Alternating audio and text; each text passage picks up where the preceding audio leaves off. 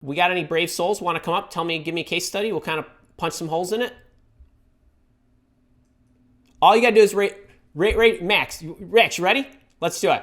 The thing is, I work in kind of research organizations most of my life.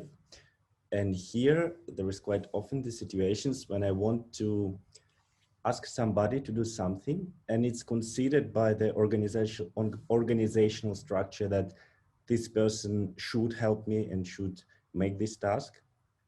But he's not my direct subordinate, so it always feels like I'm asking this person for a favor, and then he's a bit reluctant to give the deadline date, and it feels like I'm pushing him to make what he should do, and I'm pushing him to give me the answer where this should be done, and this immediately puts a bit of pressure right from the beginning.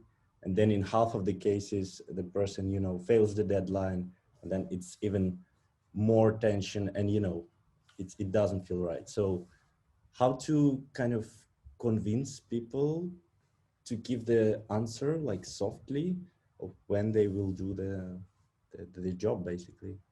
I have some folks that I have to do that with too. I would love to say to Karen State, can you do that damn thing, get that thing done by 4 o'clock today? Right? Like I totally understand that. So what you're saying is very common, right? I bet if you ask all these people that are here, most of them work in matrix types organizations where they're relying on individuals that technically we don't have direct control over, right? Where you can't just say, hey, get that done by today, by Monday or whatever. What I try to do is this is how I approach it generally, and then the kind of things that I would say. I always approach anything like we're a team. Okay, so one of the things that's really important is while we talked about, hey, here's the purpose of why I want to speak to you, but it's also, I think, important of you explaining the purpose of why this is important. So like when people feel communicated to and have an understanding of the greater picture, there's a greater likelihood that they will want to contribute. So this is just the first thing. And by the way, I don't know all the ins and outs of this individual, and I don't know, where he or they sit in the organization or how closely aligned their work is to what you're doing. But regardless, I always feel like, hey, I want to share this effort with you. And oftentimes, if you do not have an established relationship, you need to work on establishing the relationship, and the fastest way to do that is through communication and getting their input too. So okay, here's hey, I'm reaching out because here's what I want to I need your help. Okay, I need your help are really powerful words, believe it or not. I need your help. I was tasked with this. We need to get this done because. So literally using the word because, you've increased your likelihood of getting what you're asking for by more than 50%. Okay? That's statistically proven through many surveys over and many studies over, but explaining why it's so vital. Now, if I don't have a working relationship with somebody, there's a couple of different approaches you can take to actually try to get them to meet a deadline. We're trying to get this done by Tuesday. Knowing I just sprung this on you, do you think we could connect tomorrow? Could you let me know if that's possible and what it would take in order to do that? Okay, so follow me here. Is it possible? And what would it take to do that? What that means is there's no way you can come back to me with, I can't do it. I'm asking you to come back to me to let me know what we would need to do in order for you to complete it by that date.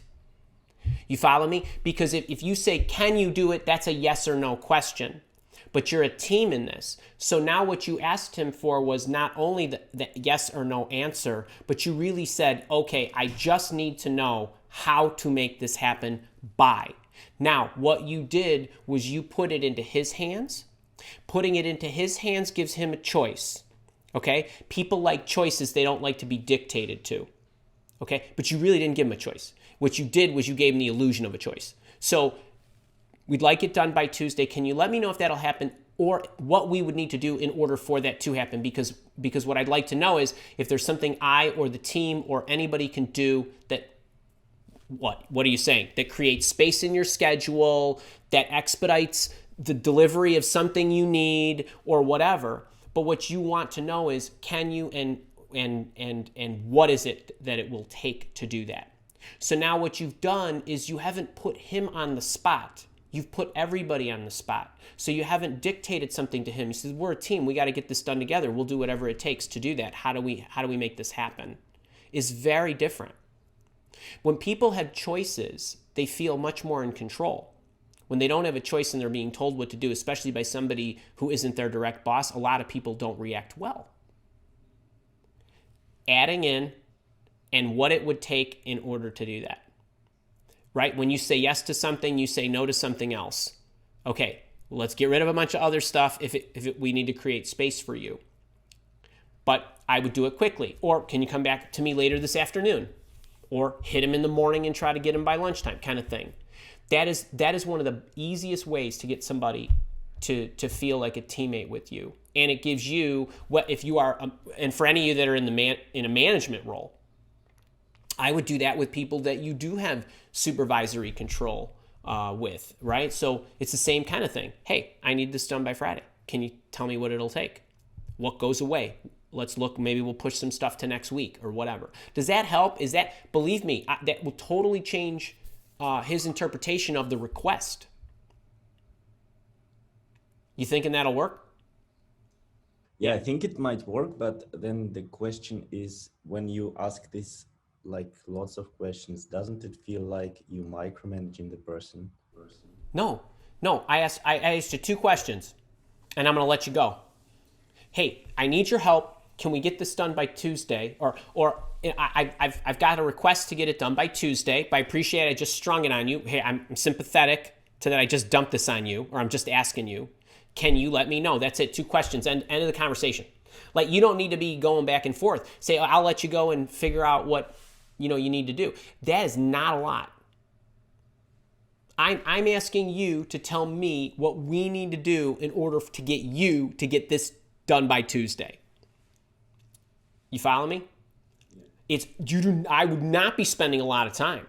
So I totally appreciate I just sprung this on you. I imagine that you have some things you need to look at. I'm sure you're busy, right? All those other things that explain that you understand and are empathetic to this person. That matters. It is a completely different receipt of the request. And then what? If there are things that need to be removed that are not under your purview, you can recruit the reinforcements of whoever can help you. Or wait, what? Everything in business is done either what? Here's the date, something goes out on that date no matter what, or we move the date, or we move the scope, or what is it that needs to be moved? And 90% of the time, you will not have to deal with that. Somebody else will be making a call. Wouldn't you say, right? My boss, his boss, other people, most of the time. I think you'll be surprised. I would love to hear back from you on this. You know what I mean? Like, try it. Is it working? What would you need from me, from us to make that happen? We appreciate that you're doing, I'm telling you, it works. I know you're smiling. Go tell me how. I want you to tell me how it goes. Next week I will try. All right, sounds good. I'll have a tough conversation next week. Yeah. Sounds great. Anybody else?